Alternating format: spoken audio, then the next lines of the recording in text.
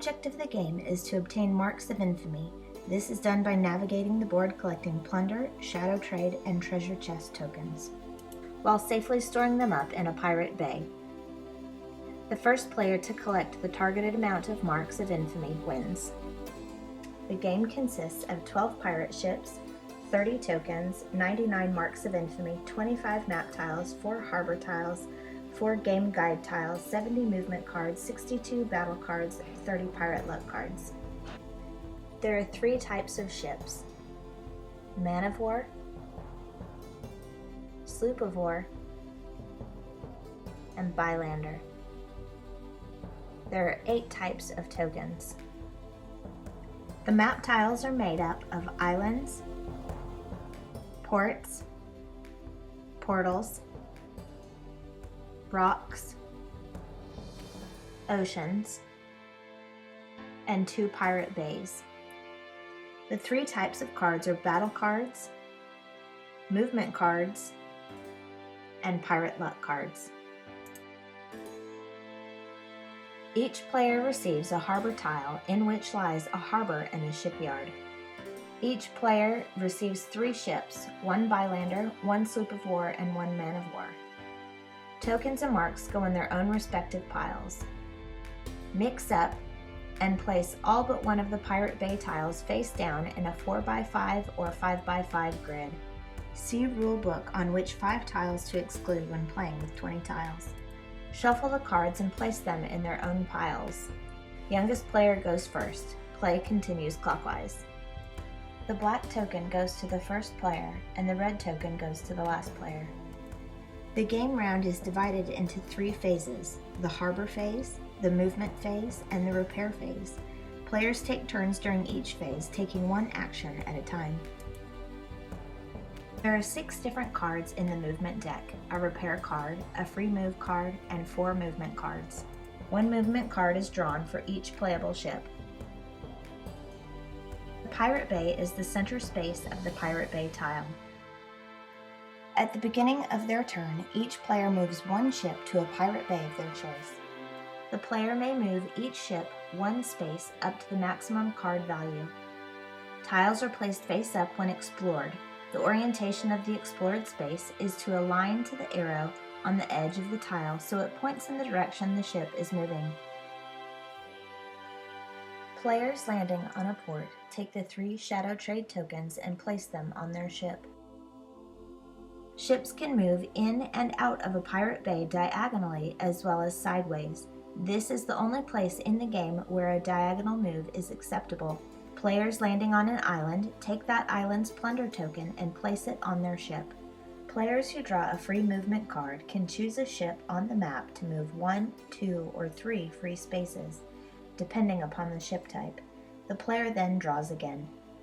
A ship cannot move by combining movements for more than 1 card unless it is a free movement card.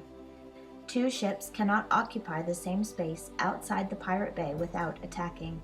Played movement cards are placed under the ship's image on the harbor tile. Currents are found at every island, port, and portal. Ships that pass through one of these spaces are required to choose a current direction as a movement path.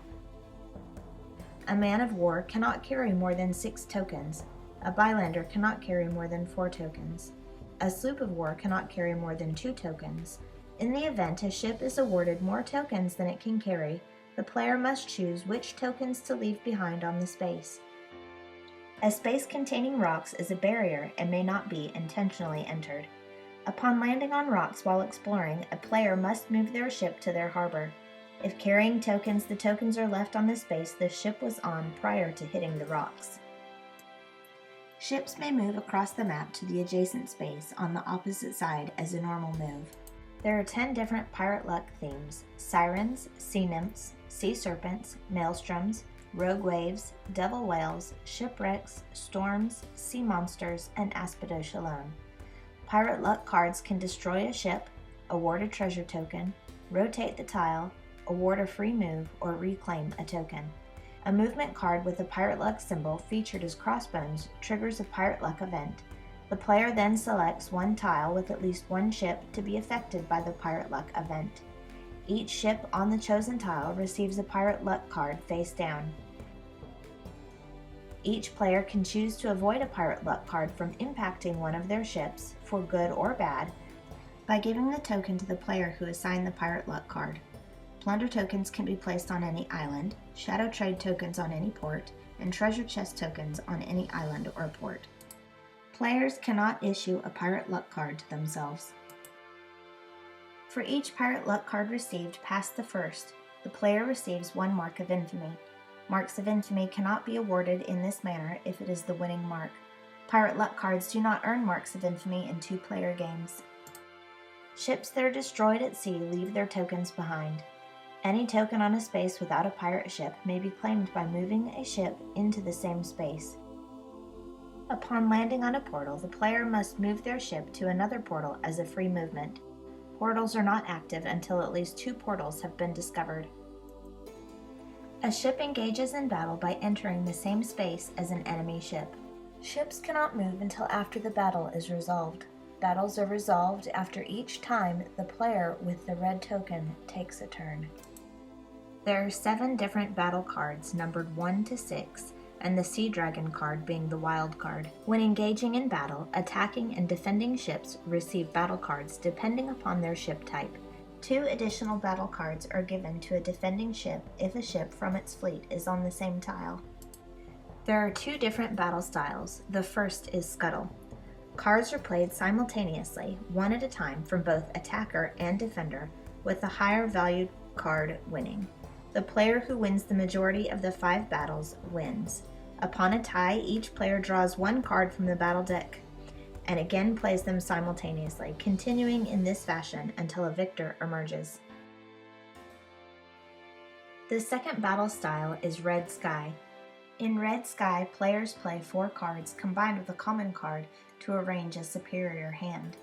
In Red Sky, a common card is placed face up from the deck. Before placing their first 2 cards, players can discard and redraw 2 cards from their hand. There are 11 different hand rankings. 5 of a kind, where each card is a different suit, is ranked the highest. Each player lays down 2 cards face up. This is the combat phase. If a Sea Dragon battle card is played during the combat phase, all ships sink and go back to their respective harbors with all tokens staying on the space. Each ship, starting with the first attacker moving clockwise, decides if they want to surrender or continue the battle. In the event a ship surrenders, 1 Mark of Infamy is placed on the space as spoils for the ships that remain in battle. A ship that surrenders must yield all tokens to the opposing ship. The surrendering ship then must move 1 space in any direction without engaging in battle. If no unoccupied spaces are available, the ship cannot surrender. When continuing the battle, both ships then play 2 additional cards, completing the 5-card hand. This is the boarding phase. A Sea Dragon dealt as the common card or played in the boarding phase acts as a wild. Tie goes to the first, second, or third attacker in that order.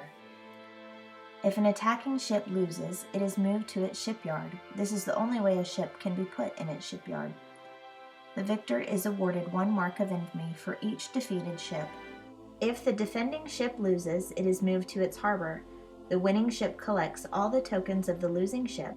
If an attacking ship is victorious in battle, and the defender did not surrender, the victorious ship can move 1 additional space without going into battle. Regardless your battle style preference, only 1 battle style can be used in a game. See the rulebook for 4-player team play rules. 1 Mark of Infamy is awarded for each of the last 6 tiles explored. Ships can only move back into a pirate bay when carrying 1 or more tokens. All tokens are exchanged for Marks of Infamy once stored up in a pirate bay. Tokens turned in at a pirate bay are removed from the game. Emerald, Diamond, and Sapphire tokens are the most valuable, followed by Ruby and Gold. Shadow Trade tokens double in value from 1 to 2 Marks of Infamy after the last tile is explored. Ships in a pirate bay at the end of the player's turn are moved back to the player's harbor.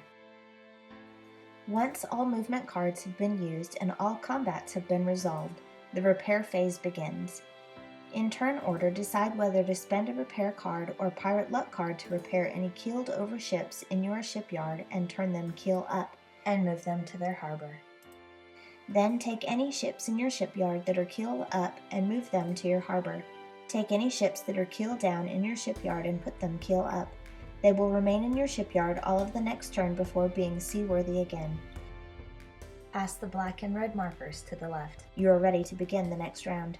The first person to collect the targeted number of marks of infamy is declared the champion of the seas and goes down in legend as the most infamous pirate of the ages. We hope you enjoy the game.